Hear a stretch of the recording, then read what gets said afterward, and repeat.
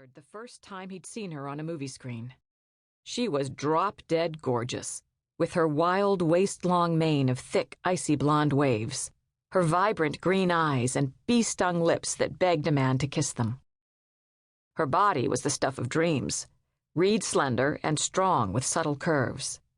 She was Venus in a leotard. She was Aphrodite. She was perfect.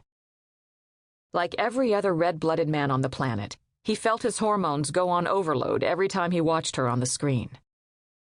But there was something else about her that made her special. Beautiful women weren't difficult to find.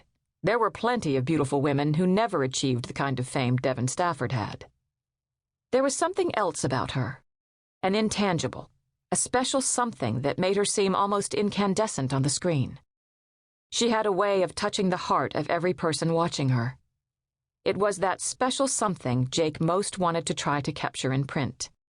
He wanted to examine the puzzle that was Devon Stafford and explain her to the world in a way that would make all the pieces fall into place. But first, he had to find her. Suddenly, the Porsche gave a lurch and sent up a racket that sounded as if someone were hammering under the hood. Jake bolted forward on his seat, muscles in his broad shoulders tensing to the hardness of granite, his eyes intently searching the gauges for signs of distress. The temperature gauge had gone off the scale. The sports car gave another buck and a cough, and steam began to billow out from under the hood. "Don't you dare," Jake commanded in a low, tight voice. His big hands tightened on the steering wheel in a punishing grip. He glanced around quickly to see where he was. Somewhere between nowhere and oblivion. Nothing but ocean and empty road as far as the eye could see. Damn, and triple damn. Ahead, a green sign indicated the exit to a place called Mare's Nest, and he breathed a small sigh of relief. "If you get me to Mare's Nest, I'll buy you a new bug guard," he promised. "I'll rub leather conditioner into all your upholstery. I'll hand polish every wheel spoke."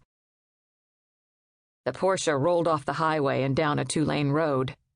Ahead lay rippling dunes set with stringy grass. 3 or 4 miles ahead, sitting out on the tip of a little thumb of land jutting into the Atlantic, was Mare's Nest. So close, and yet so far. Come on, Jake chanted, moving in his seat like an oversized jockey, trying to urge a little more out of his mount.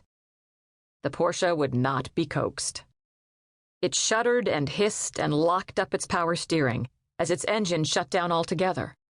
The car lunged off the road and sank its front wheels rim deep into the soft white sand. Jake hurled himself out of the vehicle and stood beside it, glaring at it, as if he could intimidate it into starting again, just with the ferocity of his scowl. It didn't work. The car hissed at him like a cat. Growling, he gave in to the urge to kick a tire. Then he calmed himself with an iron will, and did the only thing he could do in view of the fact that he had absolutely no skill with machines. He climbed back inside the car, reached for his cellular phone, and prayed that Mare's Nest had a tow truck. Dixie hummed along with a Bonnie Raitt tape, feeling supremely free and happy. It was Friday. The pale winter sun was fast sinking in the west.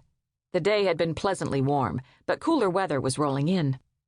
It was going to be a perfect night to bundle up and take a walk along the deserted beach, then snuggle up on the couch with a quilt, a book, and a big mug of rich hot chocolate. Maybe Sylvie Lieberman would come up to the house for a game of Scrabble.